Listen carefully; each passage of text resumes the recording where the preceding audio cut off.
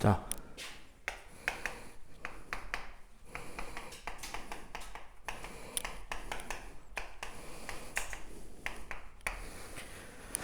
화학결합의 규칙에 대해서 배우려면 우리는 18조 원소,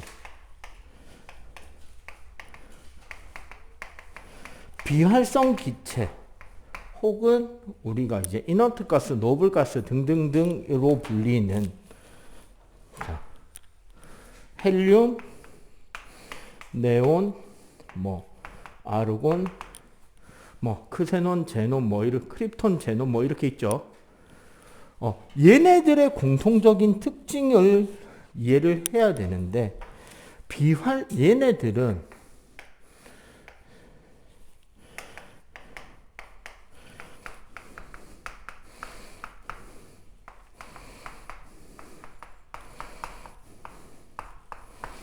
최외곽 궤도에 전자 개수가 풀 가득 차 있습니다. 그래서 실제로는 헬륨은 2개, 네온, 아르곤 그 뒤로는 전부 다 8개의 전자가 가득 차 있죠. 그래서 전자 배치 구조가 가장 안정한 상태고, 내가 가장 안정하고 만족한 상태이기 때문에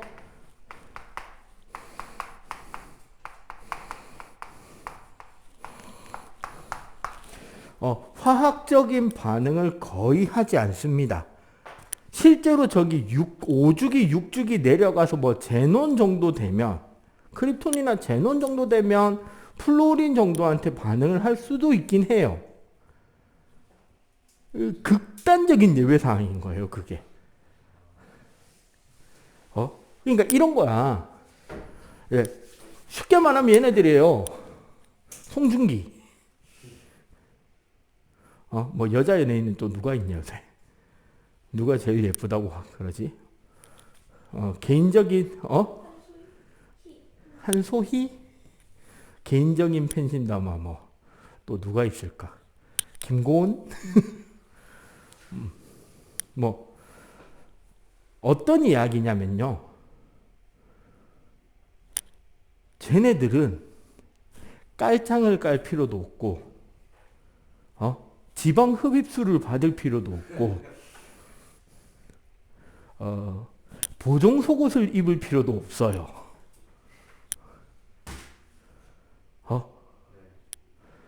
일반적으로 성형외과에서 가장 많이 볼 수 있는 사진이며, 성형외과 의사들이 가장 많이 듣는 이야기의 주인공이죠. 이렇게 해주세요. 그 대상인 걔네들은 성형수술을 할까요? 라는 질문인 거지. 안 해도 되잖아. 왜? 우리가 가장 이상적인 모습이다라고 하는 그 형태를 이미 갖추고 있잖아요. 화학 반응을 하는 이유는 딱 하나입니다. 그게 더 편하니까요. 그게 더 에너지가 낮은 상태로 가고, 그게 더 편하고 더 안정된 상태니까 그쪽이 되도록 반응을 하는 거야.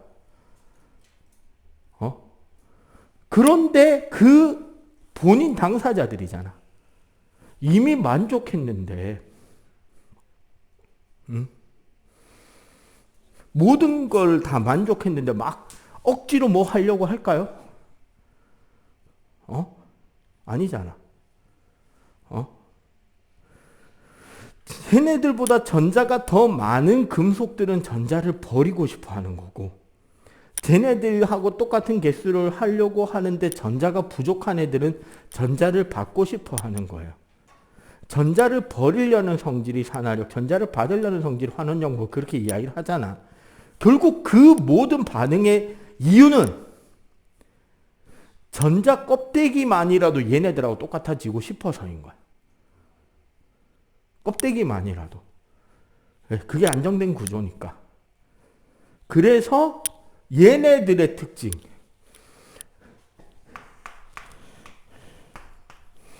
8개. 이 구조를 우리는 옥텟 규칙 혹은 8전자 규칙이라고 하는 거예요. 가장 안정된 구조라고 생각하는 개수니까요. 그래서 이것 때문에 어떻게 된다? 금속 원소. 원자과 전자가 보통 1개에서 3개인 녀석들은 8개를 맞추기 위해서 7개에서 5개를 받아오기에는 같은 주기를 기준으로 했을 때 핵 전하량이 작은 쪽에 있잖아요. 그러니까 1개에서 3개에서 8개를 맞추기 위해서 더 가져오는 것보다는 얘네들을 버리는 게 쉽잖아. 그래서 얘네들은 전자를 버리고 플러스 전하를 띠게 되는 거. 보통 우리가 비금속이라고 부르는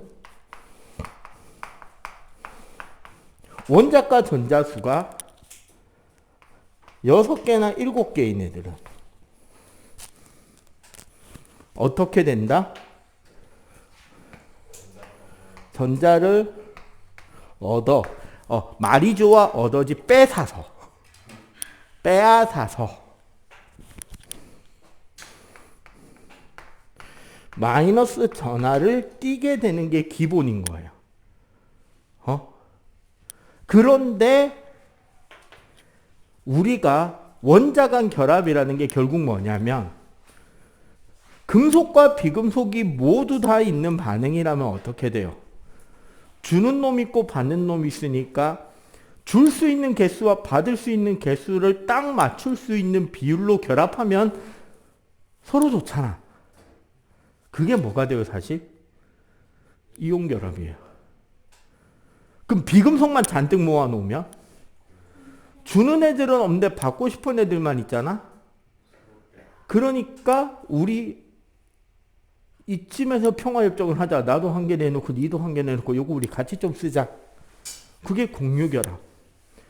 그럼 금속들만 잔뜩 모아놓으면 그게 금속결합이라 그래서 모두 다 양이온 상태로 존재하는 상태에서 자유전자를 버리고 그 자유전자들의 유동적 결합으로 뭉쳐져 있는 게 금속결합이 돼요.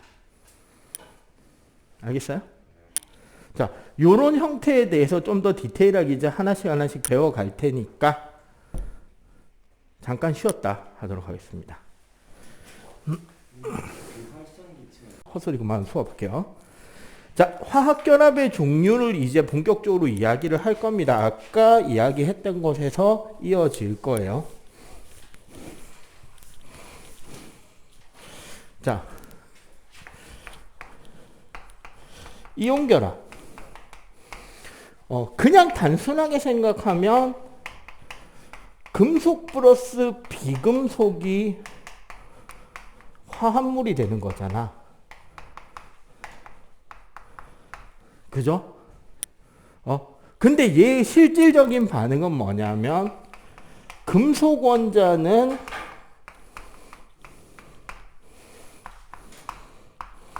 양이온이 되면서 전자를 내어놓게 되고요. 비금속은 그 전자를 받아서 음이온이 됩니다. 이때 뭐다? 요 전자가 요로 가는 건데 그래서 요 전자의 수가 똑같게 만들어주는 게 제일 핵심이죠. 그럼 우리는 이온결합을 배우려면 사실 원론적으로 중학교 2학년 때 배운 이온의 개념을 정확하게 잡으면 좀 더 좋아요. 기본적으로 이렇게 생각하시면 됩니다. 아까 우리 주기율표 기준으로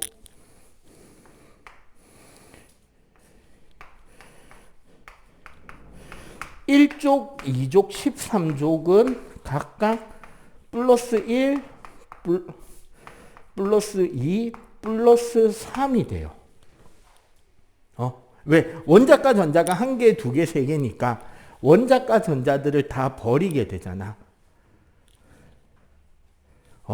얘네들은 크게 이온 가스에 대해서 이슈화가 될 거리가 없습니다. 그런데 문제는 3에서 12조.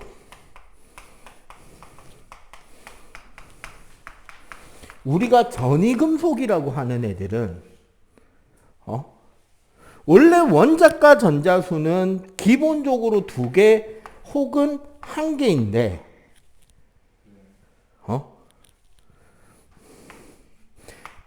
플러스 1, 플러스 2, 플러스 3, 플러스 4, 요 정도까지도 나와요.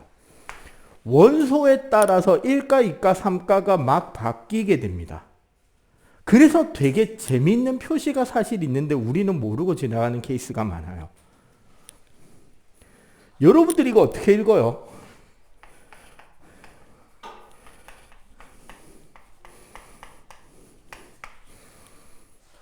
유독 구리 뒤에는 2가 붙어 있었죠.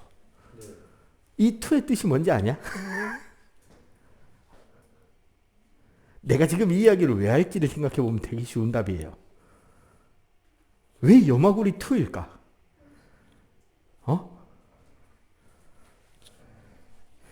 얘는 화학식이 CuCl2가 되거든요. 그러면 참고로 실제로 염화구리는 원도 존재를 합니다. 그러면 얘는 화학식이 어떻게 되느냐? 이거 딱 보면 맞아요. 무슨 소리다? 바로 앞에는 구리 이온 가스예요.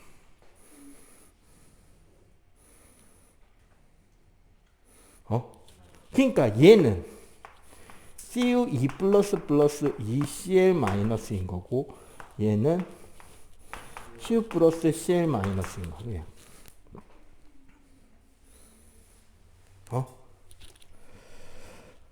자, 양이온일 때는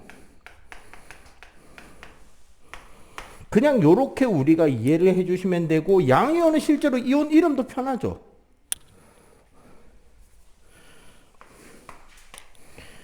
원소 뒤에 그냥 이온이라는 말만 적어주면 끝나죠. 깔끔하게. 명명법 자체도. 근데 주의해야 되는 거. 음이온.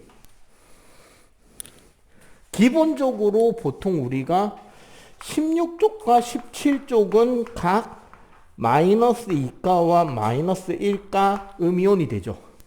각각이. 그런데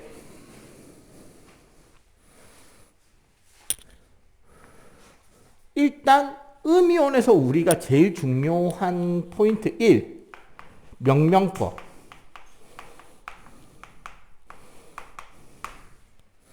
기본적으로 음이온은 어떻게 이름을 붙인다? 원소 이름 뒤에 화이온을 붙입니다. 여기에 해당하는 게 Se-, 그 다음에 F- 이런 녀석들이 있어요. 명명. 이름 붙이는 방법. 그러면 얘는 뭐가 된다? 황화이온이 되죠. S가 황이니까. 얘는 플루오린 화이온이 된단 말이죠. 그런데 원소의 이름이 무슨 소로 끝나는 원소들이 있죠. 산소, 염소, 질소. 뒤에 화이온이 돼야 되는 거거든요. 이때는 소자를 지우는 겁니다, 원래. 그래서 O2- Cl-의 명칭이 되는 거야. 얘 뭐라고 불러요? 산화이온. 산소화이온이라고 안 하잖아. 얘는 염화이온이라고 하죠. 이제 여기서부터 골 때립니다.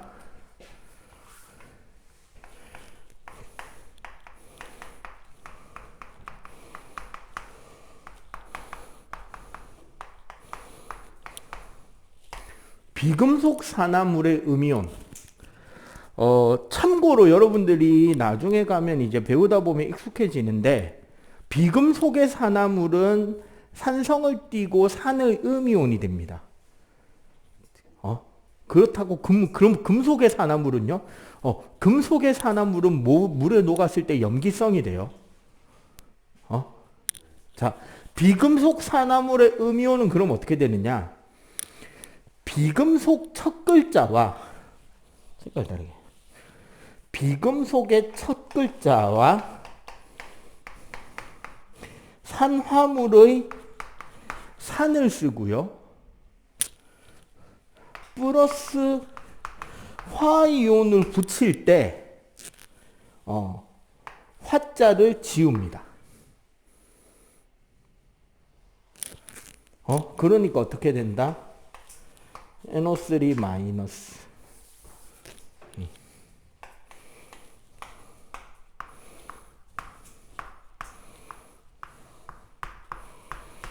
요런 것들이 되죠. 그런데 예외가 있어요.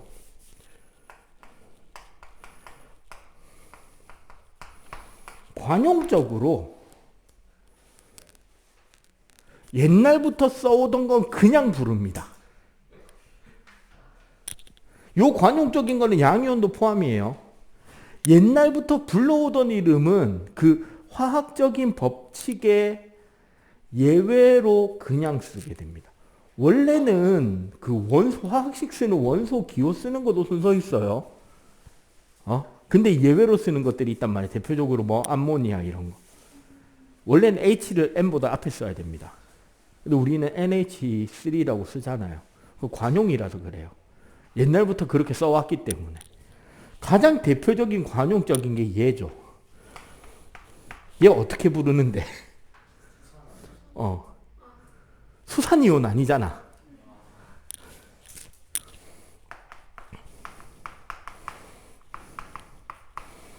자, 그러면은 요 세 개 왜 마이너스 2 마이너스 2 마이너스이냐?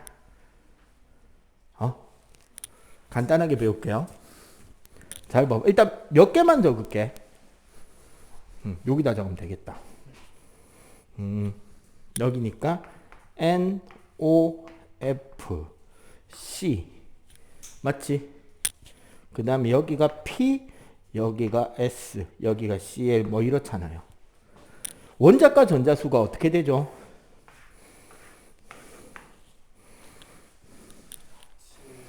4, 5, 6, 7이죠. 그럼 원래 이온이 되면 얘는 마이너스 1, 마이너스 2, 마이너스 3이잖아. 자, 요것만 보고 여기 한번 와볼게요. 자, NO3, O는 전자를 받고 싶어 하죠. N도 원래 받고 싶어 할 거잖아. 근데 N이 세요? O가 세요? O가 셉니다. 비금속성은 전기력이니까 같은 주기에서는 오른쪽으로 갈수록 핵 전하량이 커지니까 강하게 당기죠. 주기율표 아래 위를 볼 때는 위로 갈수록 강하게 당기지. 왜? 거리가 짧아지기 때문에. 그래서 이쪽으로 갈수록 위로 갈수록 세지잖아. 그럼 O가 N보다는 세잖아요. 거기에 더 센데 심지어 O가 몇 개나? 3명이나 있죠. 그럼 O 3명이랑 N이 싸워야 돼요. 다굴에는 장사 없죠. 그러니까 마이너스 2가 3개니까 질소는 자신이 가지고 있는 전자 5개를 다 털리는 거야. 그러면은 플러스 5가 되죠. 그래서 마이너스예요. 그러면 여기는 마이너스 6이죠. C는 그럼 플러스 4일 거 아니야. 그래서 2 마이너스예요. 얘도 마이너스 8에 플러스 6이니까 2 마이너스죠. 그러면 얘는 마이너스 2인데 h는 플러스 1이잖아. 그러니까 마이너스예요. 이렇게 하면 안 헷갈리고 다 쓸 수 있습니다. 그냥 간단하게. 물론 야매죠. 사실은 산화수의 개념을 거꾸로 가져온 거예요. 산화수라는 게 뭐냐면 그 원소가 반응 과정에서 전자를 몇 개나 버렸냐, 몇 개를 받았냐를 따지는 게 산화수야. 전자를 버리면 버린 만큼 플러스, 얻어오면 얻은 만큼 마이너스가 돼요. 물론 여기서 공유결합일 때, 좀 이따 공유결합 한번 설명할 겁니다. 공유결합일 때도 땡기는 힘이 조금씩 다르잖아, 원소들마다. 그러면 조금이라도 더 땡겨 왔으면 다 뺏긴 걸로 치자라고 해서 계산을 하는 거예요. 극성결합이 조금이라도 생기면. 그걸 따지는 건데 그걸 역으로 생각한 거죠. 그러면 원래 이온은 이온 가스가 산화수 총합이랑 같다가 되는 거거든. 그렇게 해서 만든 거예요. 거꾸로. 알겠죠? 그러고 나서 이온 결합이랑 결국 뭐다? 이거 전자수를 갖게 하기 위해서 자 이런 거야.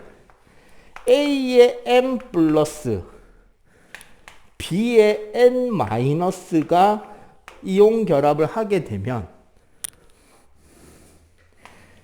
A의 N, B의 M이 되어야 합쳐서 뭐가 되죠? 0이 되지. 그래서 요렇게 되고 대신에 요 둘이 같으면 그냥 1대1이기 때문에 숫자를 지우면 되는 거야. 예를 들어서 뭐 CaO 이런 거 봐봐. CaE 플러스잖아. O2 마이너스죠. 그럼 주의할 건 이런 거만 하면 돼. CaE 플러스하고 O2 마이너스면 Ca2O2가 아니고 그냥 이건 1대1인 거예요.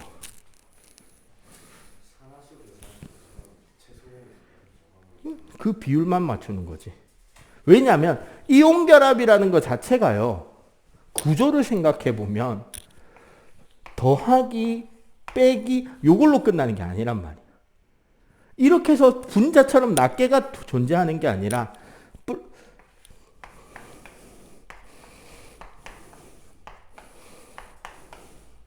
이런 식으로 계속 반복이 되는 거예요. 계속 반복이 되기 때문에 어떻게 된다? 덩어리가 되게 크게 나오죠. 반복되는 구조가 나오니까 그래서 이걸 우리가 이온 결정이라고 부르고 그래서 상온에서 고체인 거예요. 알갱이 하나하나가 전부 다 뭐다? 전하를 띠고 있기 때문에 전하를 띠고 있는 분자인 물이 결합하기 쉽게 되고요. 특히 이게 우리가 이제 가정 시간에 배우는 비누가 기름때를 벗기는 거랑 똑같은 원리로 플러스 이온 주위에는 산소가 안쪽에 들어가서 둘러싸고 마이너스 이온 주위에는 수소가 안쪽으로 들어가게 둘러싸서 하나하나를 뜯어낸단 말이야. 그렇기 때문에 이온 결합 물질은 대부분은 물에 잘 녹습니다. 그리고 물에 들어가면 플러스 마이너스 이온으로 이온화가 되기 때문에 물에 녹았을 때 전기를 잘 통하죠. 고체일 때는 움직일 자유전자가 없기 때문에 전기가 안 통하고요. 우리는 이런 이온 결합 물질을 가리켜서 전해질이라고 하죠. 중등 때 배우죠. 단 물에 안 녹는 이온 결합 물질도 따로 존재하죠. 그걸 우리는 뭐라 부른다? 물에 녹지 않는 이온 결합 화합물. 힌트 줄까요? 물질 이름 화학식으로 불러줄까? AgCl, CaCO3, BaSO4, PbI2. 앙금이라고 하죠. 걔네들은 이온 결합물인데 이온끼리의 결합력이 너무 세서 물이 뜯어내지 못하는 거예요. 그렇죠. 원래 이온 결합, 근데 원자 사이의 결합력은 대부분 다 녹는 점 높은 편이에요. 그리고 이온 결합물은 용융 상태가 되면 설사 앙금이라도 열을 가해서 용융 상태가 되면 전기 통합니다. 그래서 용융 상태, 즉 액체 상태거나 수용액 상태일 때 전기가 통하는 것을 우리는 전해질이라고 합니다. 됐죠? 요게 이온 결합이에요. 자,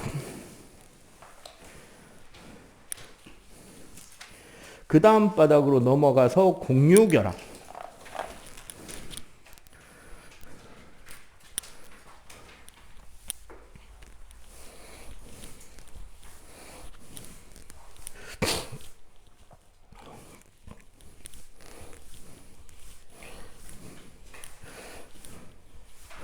공유 결합을 배울 거면 원래는 우리가 저기 2학기 단원쯤에 가면, 즉 이 책 중간쯤 3단원에 가면 산과 염기, 산화환원이 나오거든요. 우리가 방학 끝날 때쯤에 맨 마지막 회차쯤 가면은 아마 거기까지 나가거나 조금 더 가거나 할 건데, 공유 결합을 쉽게 이해하는 방법으로 미리 화원의 선행을 조금 가져올게요. 필요한 것만 가져다 쓰겠다는 거죠. 풀로 전 내용을 다 쓰겠다는 건 아닙니다. 뭐가 좋을 것 같아?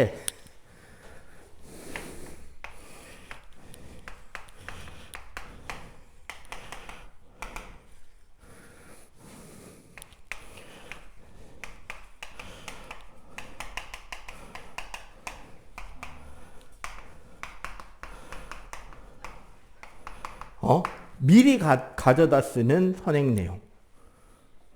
이걸 배우면 공유 결합을 통한 분자를 이해하는데 매우 편안한 게 있죠.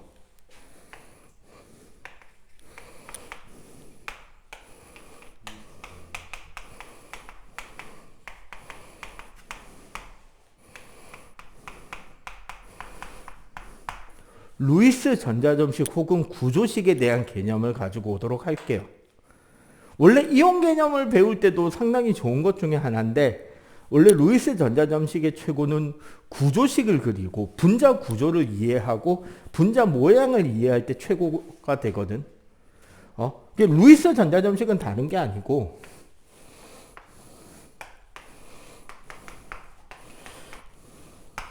원소 기호를 중심으로 위아래 좌우에 총 4쌍 8개의 전자를 채워 놓을 수 있죠.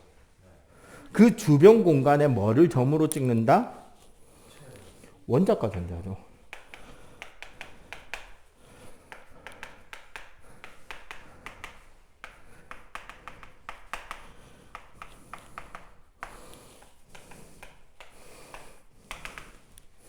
원자과 전자를 4쌍까지 점을 찍어주면 돼요.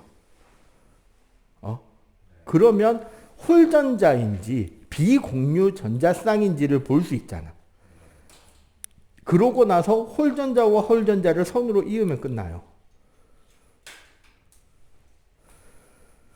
결국 공유 결합이라는 것 자체가 공유 전자쌍에 의한 결합이고, 얘네들의 궁극적인 목표도 옥텟 만족이잖아. 그렇기 때문에 전자쌍을 전자 2개로 친다면 그게 결합이 되는 거죠. 그리고 중요한 거, 우리 통합과학 책에는 안쪽 궤도의 전자까지 다 그려져 있잖아. 근데 실제로 안쪽 궤도를 도는 전자들은 화학 반응에 참여를 하나요? 안 하잖아. 그래서 여러분들이 나중에 이제 원래는 학기 들어가서 내가 한 번 더 강조를 할 건데, 공유 결합을 배우거나 분자 구조 이런 것들이 또 뒤에 가면 우리가 이제 암석하고 나올 때쯤 한 번 더 나온단 말이에요. 단백질하고 이야기할 때 탄화수소 나오고 한단 말이야. 그때 구조를 그리거나 학교에서 서술형 수행평가 등을 칠 때, 그림 그릴 때 너희들이 미리 그 진도쯤 되면 선생님한테 질문을 하세요. 이거 구조 그리는데 루이스 전자점식 써도 됩니까? 라고. 대부분 화학 선생님들이 그거 수업을 하기 때문에 그런 질문이 들어오면 수업 시간에 가르쳐주고 그걸 쓰자고 할 거예요. 왜? 그림이 간단해지거든. 잘 볼래요? 그럼 이제 우리가 알고 있는 루이스 전자점식을 바탕으로 분자식을 그릴 수 있단 말이에요. 자, 수소 같은 경우 전자 몇 개죠? 한 개지.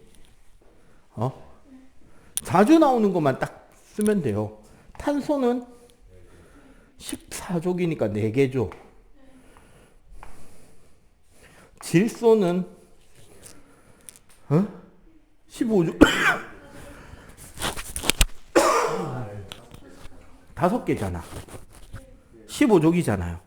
그러니까 요렇게 그려주면 되지. 산소는 6개니까 비공유 전자쌍 2개랑 홀 전자 2개. 플로린이나 염소는 그치 7개니까 요렇게 그려주면 되는 거. 그리고 쟤네들끼리 최단 거리로 연결할 수 있게 선을 이어가지고 회전시켜서 딱 갖다 붙여주면 되는 거. 볼래요? 이제 우리가 알고 있는 분자들 한번 말해보자고. 자, H2, O2, N2. 일단 호돈소. 자, H 한 개잖아.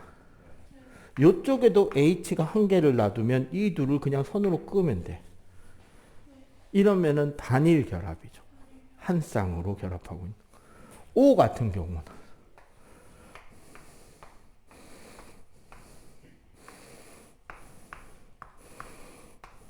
요렇게 될 거 아니야. 방향은 왔다 갔다 해도 됩니다. 그러면은 단일 이중으로 붙으니까. 그쵸? 얘는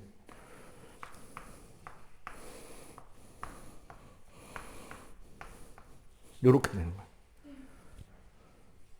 N2는 그치? 요렇게 될 거 아니야.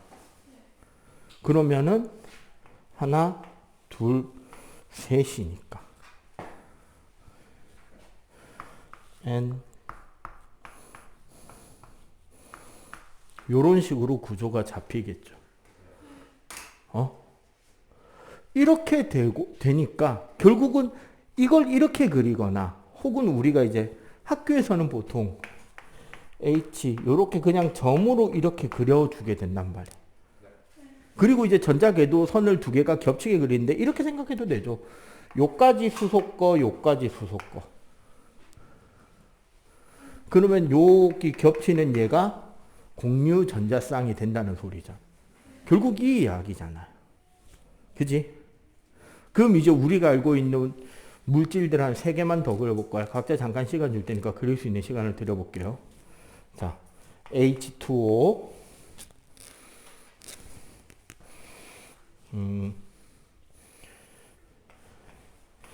NH3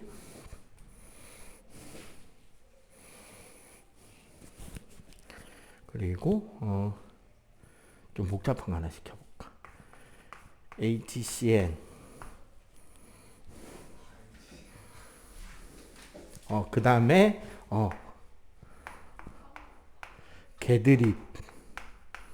개드립용으로 C2H5OH 왜? 이건 내가 이야기했었나? 딴 데 하원 수업에서. 자, 한번 해보세요. 계속 할게요. 자, 한번 그려봅시다. 간단하죠? 자. 항상 여기서 중요한 건 분자 구조 그릴 때 제일 중요한 팁을 드릴게요. 중심원소 찾기입니다. 그러면 중심원소는 어떻게 찾으면 되느냐? 홀전자 제일 많은 거 고르면 돼요. 그러면은 여기에서는 O겠죠? 오. 자, 여기서는 N일 거고요. 질소일 거고. 여기서는 1개, 4개, 3개잖아. 그러면 당연히 C겠죠. 중심이. 여기도 C. 이게 웬만하면 C가 사실 중심원소가 돼요. 그러면은 중심원소를 먼저 그리고 전자를 그려 넣는 거야. 그러고 H 연결 하면 되죠. 이러니까 우리가 알고 있는 물 분자인 거예요. 자, 봐봐. 여기까지 산소, 여기 수소, 여기 수소. 이렇게 분자 구조식이 나오는 거지. 그러면 얘는 N에 요렇게 해가지고 H 하면 되지.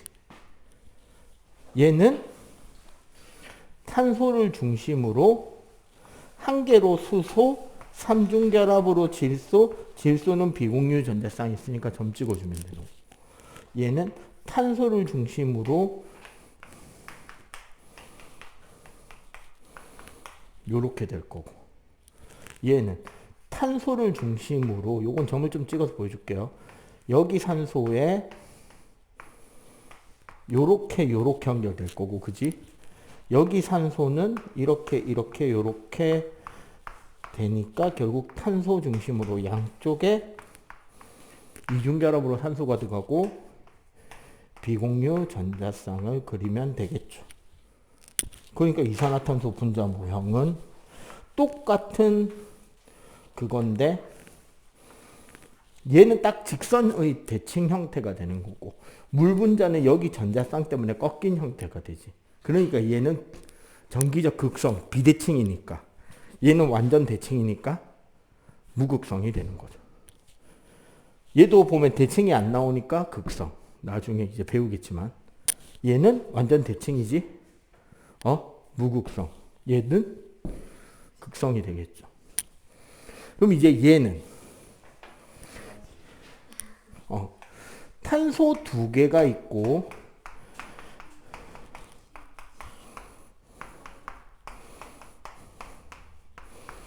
요렇게 되는데, 보통 분자를 그리면 실제로 따지면 요 구조 있잖아요. 요 각이 90도가 아니라 109.5도가 돼요. 정사면체 구조가 돼야 된단 말이야. 그래야지 전자들끼리 서로 어떻게 되는 거예요? 최대한 멀리 가장 안정된 위치까지 퍼질 수 있잖아. 그걸 고려해서 이거 분자 모형을 그리면, 자, 탄소 두 개가 되지. 자,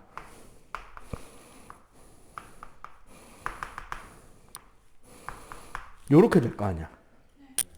자, 여기서 H, 여기서 H. 여기에 산소, 여기에 H. 누가 봐도 강아지. 자, 봐봐. 동그라미 그려봐봐.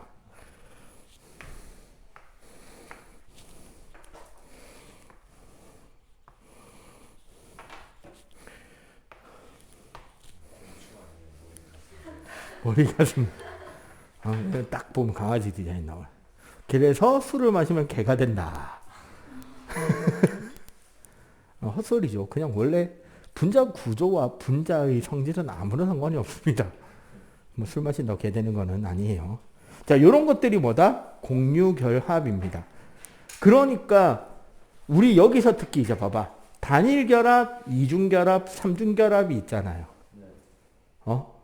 실제로 탄소 같은 경우는 뒤에 가서 다시 한번 언급을 하겠지만 탄소와 탄소 사이의 결합도 단일, 이중, 삼중이 다 가능하단 말이에요. 그러면 여기서 결합 개수가 많아지면 많아질수록 어떻게 된다? 원자와 원자를 끌어당긴 힘이 더 강하다는 소리죠. 그러면은 같은 원소일 때 결합거리는 더 짧아질 것이고, 실제로 그 화학 반응을 한다는 건 결국 뭐냐면 이렇게 결합되어 있는 분자 구조가 다 분해돼서 원자 단위로 다 뿔뿔이 흩어진 뒤에 다시 재조합이 되는 거예요. 그런 반응을 하기 위한 기본 조건은 뭐야?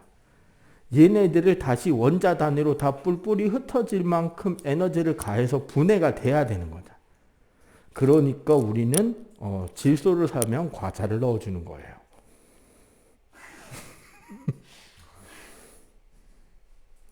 질소가 되게 반응성이 떨어지는 기체니까 과자 봉지에 질소를 충진하면 과자가 그냥 공기를 충진해서 산소와 반응해서 다른 물질로 바뀌는 거. 보통 우리가 산패라고 하거든요.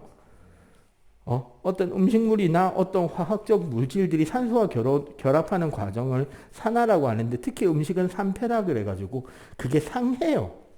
성질이 바뀌고 맛이 바뀌고 썩는다까지 가기 전에 그냥 맛이 살짝 바뀌는 정도. 부패하고 산소에 의한 그 변화에서 산패라고 하는데 그런 거 있잖아. 가장 단순한 산패가 그거잖아요. 사과의 가열변.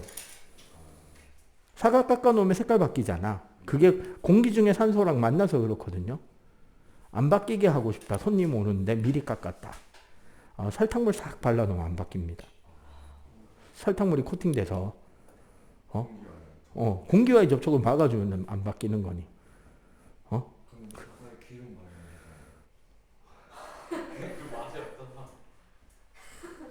올리브유 묻혀놓은 사과 먹고 싶니? 참고로 사실 올리브유는 우리나라에서만 그렇게 요리용으로 막 계란 후라이 할 때도 붓고 막 하는데 원래 올리브유는 가열하면 안 되는 기름이에요.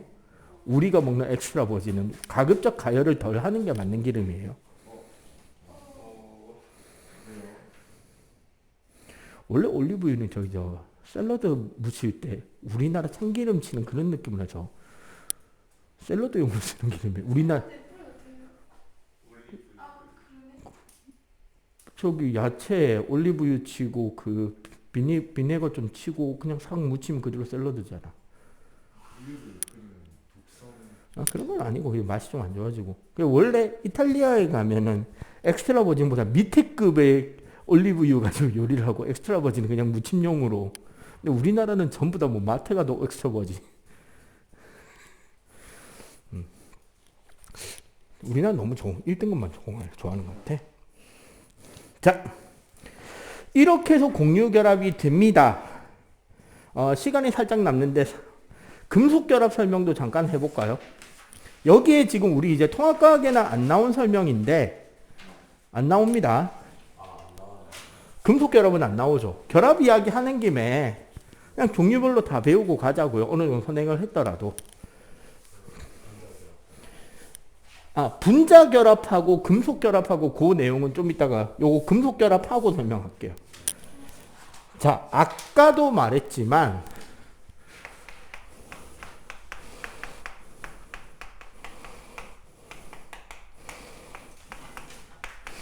금속원소는 양이온과 전자로 분리된다라고 했잖아요. 그러면 사실은 우리가 금속이라고 부르는 이 상태 자체가 이 상태인 거야, 사실. 이미 이렇게 돼 있는 상태라고. 우리가 중등 과정에서 저항 배울 때 배우는 구조가 이거잖아요. 플러스가 된 원자들이 존재하고 그 사이 빈 공간을 뭐가 채운다?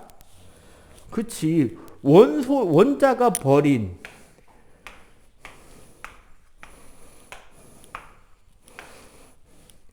뭐가?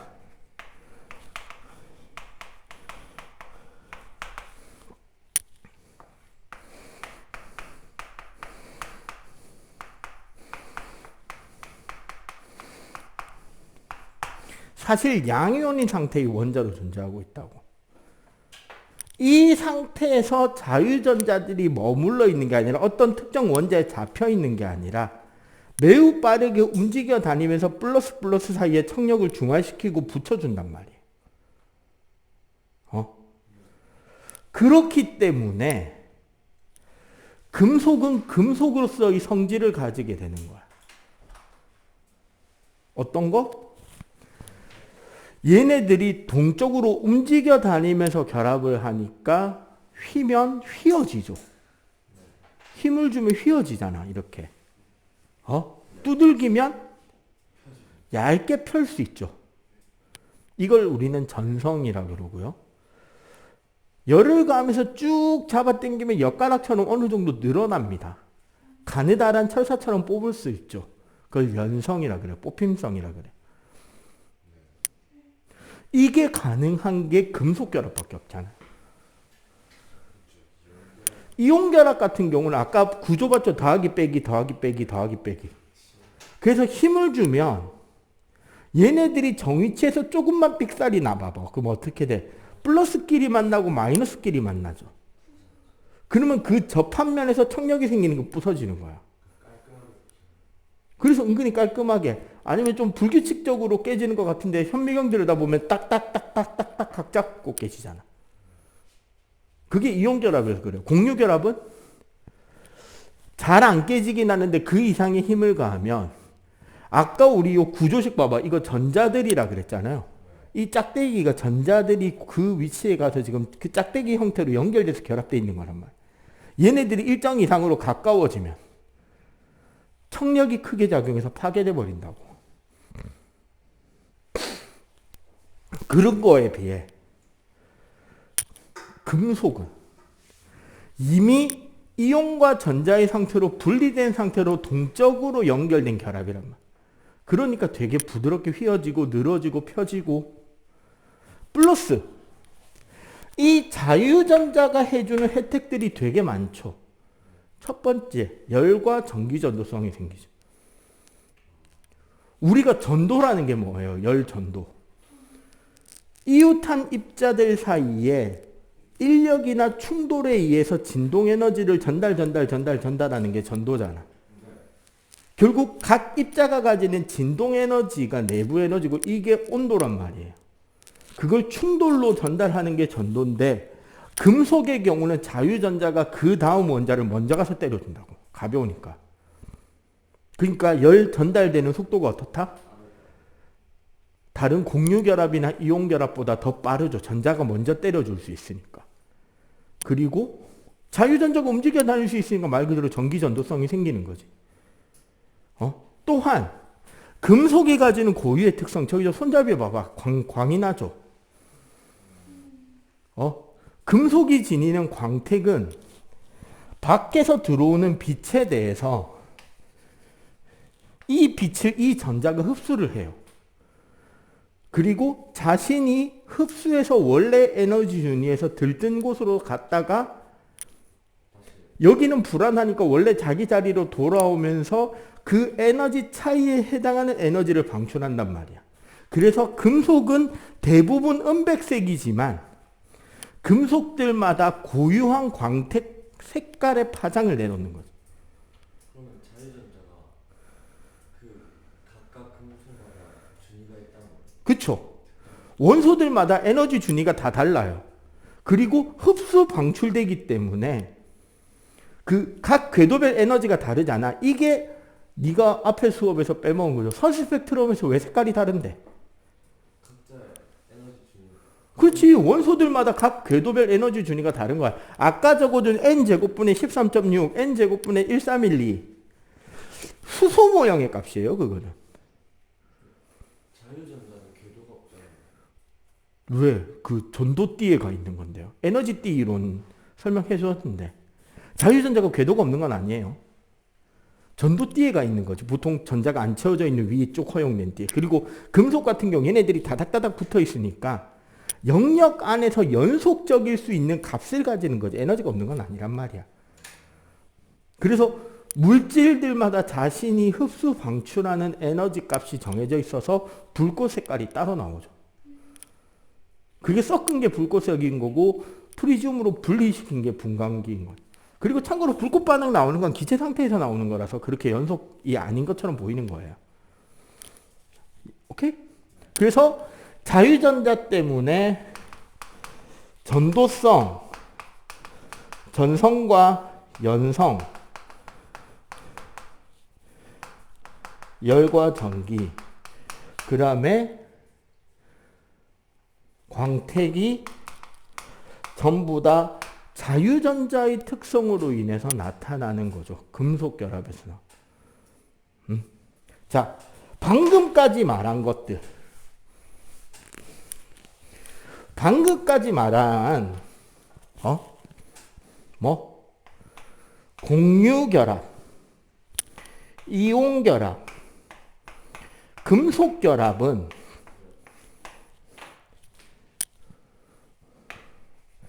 원자와 원자 사이의 결합이죠. 원자와 원자 사이에 직접적인 전자의 작용과 전자기력을 중심으로 해서 만들어지는 결합이란 말이에요. 그래서 얘네들은 결합력이 강합니다. 대신에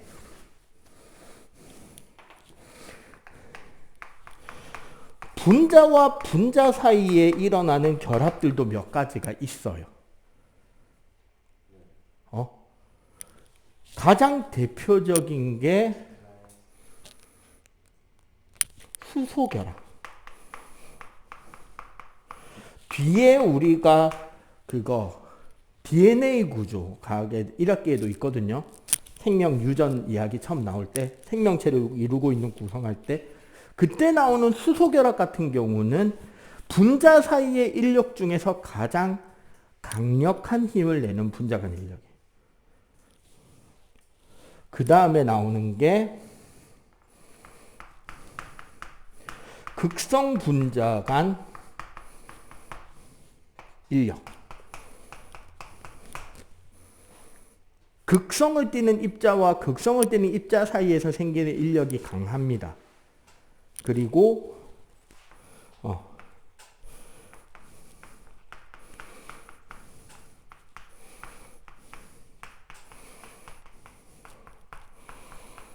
무극성 분자들 사이의 인력, 이런 것들이 있어요.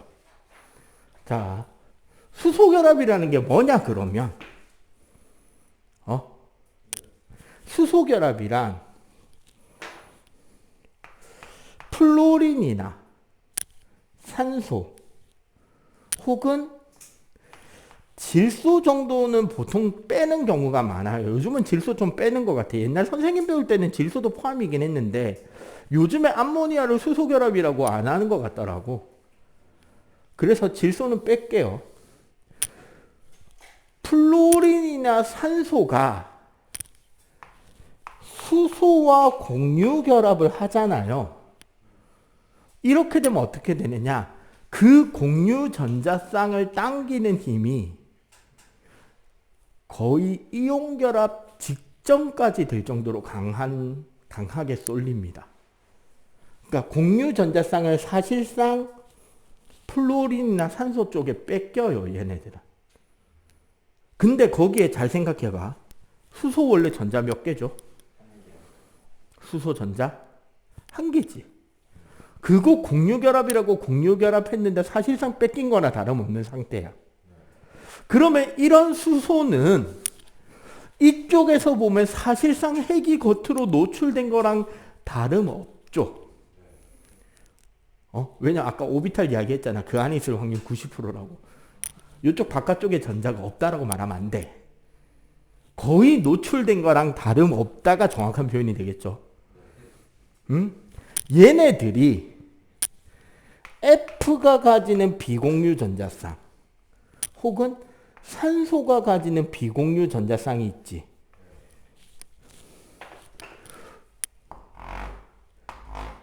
요 사이에 작용하는 인력인 거야. 공유결합에 의한 공유결합으로 사실상 전자를 다 뺏긴 수소가 다른 분자의 비공유 전자쌍과 강한 인력이 생길 수밖에 없잖아요. 이거는 일반적으로 극성 분자 사이의 인력보다 더 강한 인력을 만들게 되고요. 그 결과 무엇이 만들어지냐면 단순하게 봐봐. 무극성 분자 간 인력 CH4 분자량 16이죠. NH3 분자량 17이죠.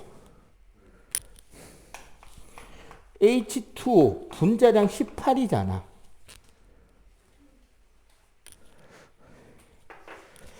이 분자와 분자 사이의 인력으로 인해서 가장 영향을 확실하게 보이는 게 상변화 온도예요. 물론 원자와 원자 사이의 결합으로도 상변화 온도가 나오죠.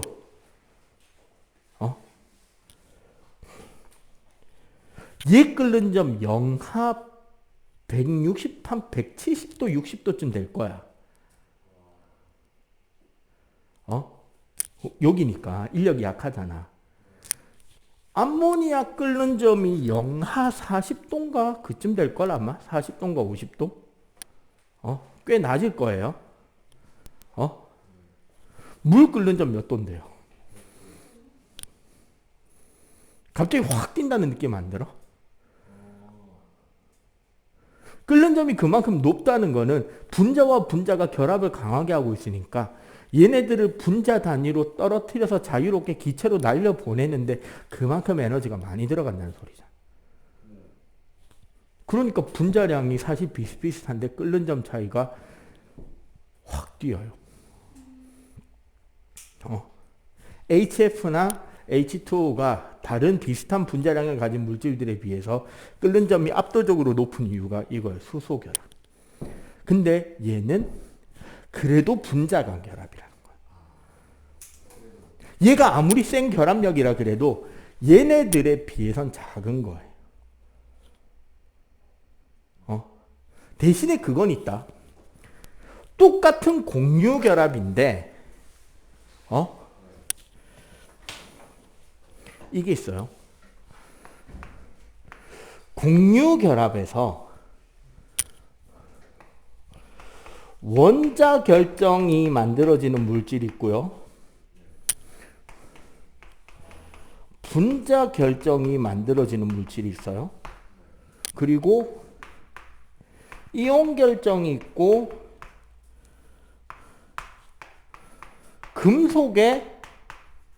금속도 원자 상태가 결정으로 이루어지잖아요. 일반적으로 녹는 점을 생각해 보면 1등, 2등, 3등, 4등이에요.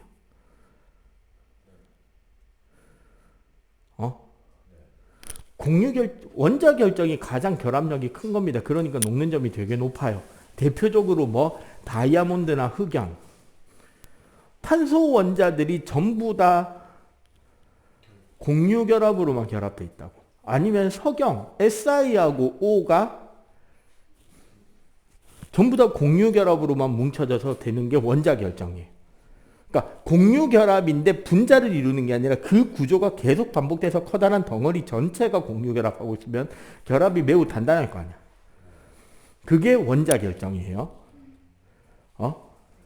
분자 결정은 아까 네가 말한 드라이 아이스. 이산화탄소 분자는 공유 결합으로 뭉쳐져 있어요. 근데 드라이 아이스가 돼서 고체가 되려면 이산화탄소 분자들이 규칙적으로 쌓여 있는 거야. 그러면 얘네들은 결합이라는 건 최종적으로 이산화탄소와 이산화탄소의 결합력인 거죠. 이산화탄소 안의 탄소와 산소의 결합력을 따지는 게 아니잖아. 그러니까 결합력이 상당히 어떻게 된다? 작죠. 그러니까 드라이 아이스는 상온에서 승화해버리잖아, 기체로. 이온 결정은 소금, 산화알루미늄 이런 것들. 양이온, 음이온, 양이온, 음이온의 규칙적인 배열로 인해서 결합하고 있는. 그러니까 상당히 결합력이 높고 대신에 물리적인 결합력은 약하죠. 힘주면 부서지니까. 대신에 녹는 점은 어떻다? 상대적으로 꽤나 높은 편에 속하죠. 금속 결정은 몇 쪽 원소냐에 따라서 차이가 나겠지. 지난주에 이야기했잖아요. 알칼리 금속은 녹는 점이 낮다고. 왜? 우리 금속 결합 보세요. 결국 여기에 존재하는 자유전자들은 원자가 버린 전자들이잖아. 알칼리 금속은 원자과 전자가 몇 개죠? 한 개죠. 그럼 같은 주기를 기준으로 볼 때 자유전자 개수가 가장 적을 확률이 높죠. 그러니까 당연히 양이온과 양이온 사이를 접착제 역할로 붙여줄 수 있는 전자수가 적죠. 그러니까 결합력이 약하니까 잘 녹는 거야. 대신에 결합력이 약하니까 반응성이 높죠. 아까 이야기했잖아. 반응하려면 원자 단위로 다 떨어진 뒤에야 반응한다. 그러니까 1족 원소인 알칼리 금속이 반응성이 매우 크고 보통 우리가 2족 원소를 알칼리 토금속이라 그러거든요. 1족 원소와 비슷한 정도의 반응을 합니다. 이게 비슷하다 그래서 알칼리 토금속일 거예요. 대신에 뭐 원자가 비율이 다르죠. 이온가스 비율이. 이해가 돼요? 그리고 같은 주기율표를 기준으로 볼 때 금속의 성질은 전자를 잘 버리는 게 성질이잖아. 그러면 위에가 반응성이 클까요? 밑에가 반응성이 클까요? 그치, 밑에가 반응성이 크지. 왜? 우리 전자 배치 구조 생각해 봐봐. 핵에서부터 전자 껍질이 늘어나고 제일 바깥쪽에 한 개만 버리는 거니까. 비금속은 남의 전자를 내 쪽으로 당겨 와야 되는 거잖아. 그러면 같은 주기를 기준으로는 최대한 오른쪽으로 갈수록 반응성이 커지고 같은 족을 가지고 본다면 위로 갈수록 반응성이 커지죠. 단적으로 딱 예를 들어볼까? 자,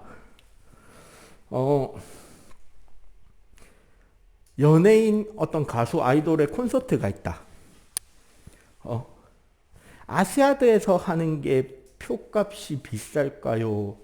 즉 예를 들어 해운대 문화회관에서 하는 게 표값이 비쌀까요? 아니죠. 해운대 문화회관이 비싸죠. 해운대 문화회관 관객석 맨 뒤에 앉아도 아시아드 스탠딩성 평균 거리보다 가까울걸? 해운대 문화회관 같은 소극장에서 팬미팅 한다 생각해봐봐. 아니면 막말로 우리 학원 교실에서 한다 생각해봐봐. 여기가 아이돌이 있고 여기서 너희들이 앉아있는 거야.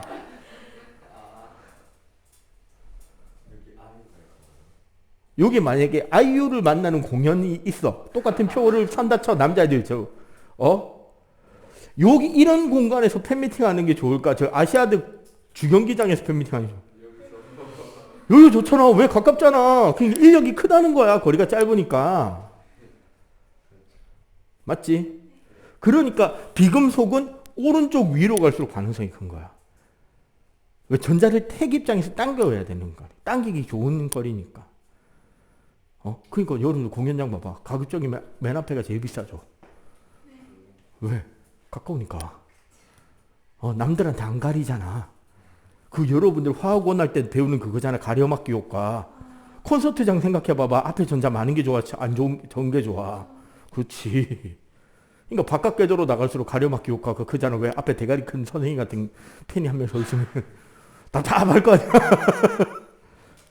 그지? 그러니까 여러분들 이런 생각을 하라고요. 내가 수업 중에 헛소리 많이 해주잖아요.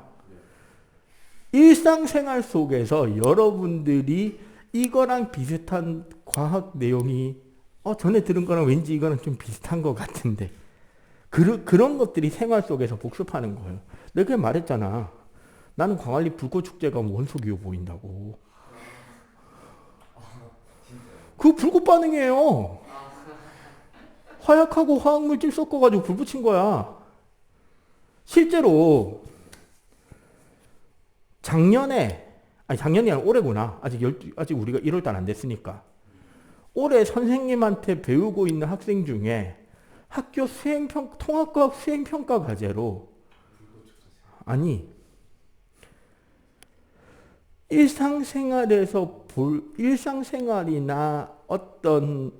일상생활이나 우리가 간단하게 할 수 있는 실험을 통해서 예술적인 사진을 찍는데 그 안에 과학적인 내용과 아름다움, 이제 미적인 아름다움이 같이 포함된 사진을 찍어서 그게 어떤 건지에 대한 그 작품 설명을 해라.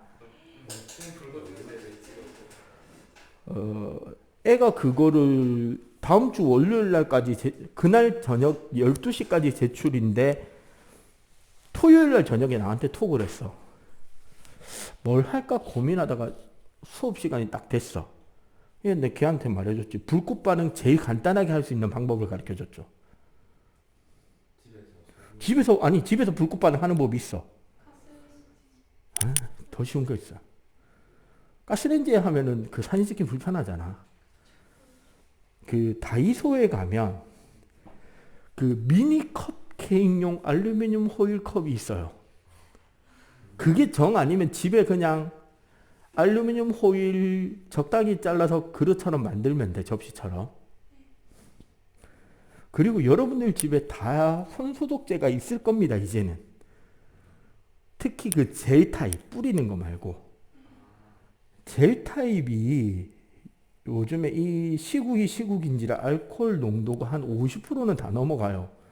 보통 60%씩 됩니다, 요즘에 나오는 거 보면.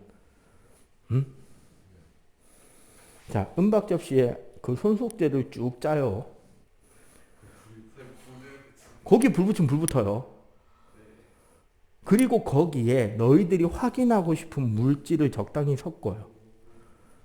막말로 분필가루 가져가서 분필가루 칼질로 긁어서 그 알코올 손소독제 위에 뿌려놓고 불 붙이면 칼슘 색깔로 올라옵니다.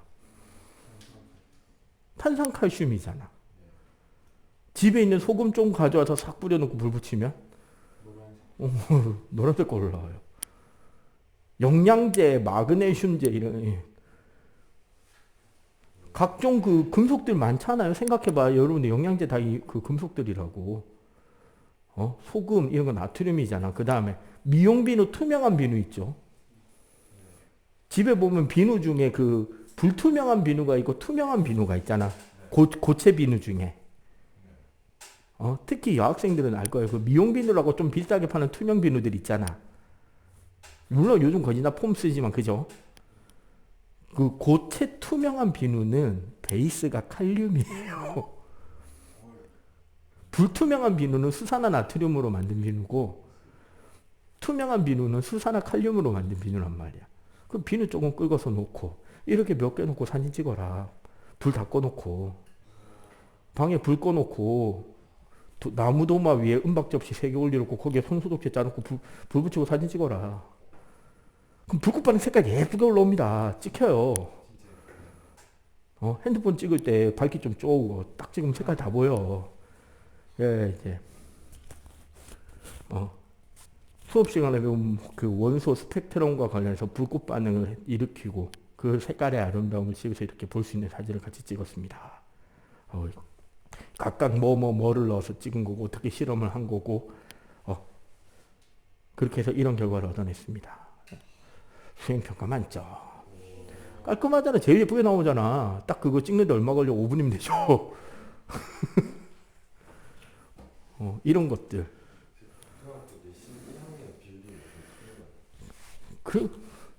그렇게 높은 건 아닌데 늘 이야기하잖아요. 길 가다가 대한민국에서 통용되는 일반적인 통상화폐 모든 종류가 다 떨어져 있다면 무엇을 주어야 하는가? 그렇죠. 다 주어야 됩니다. 이게 소위 말하는 이해찬 시대 때부터 나오는 헛소리인데요.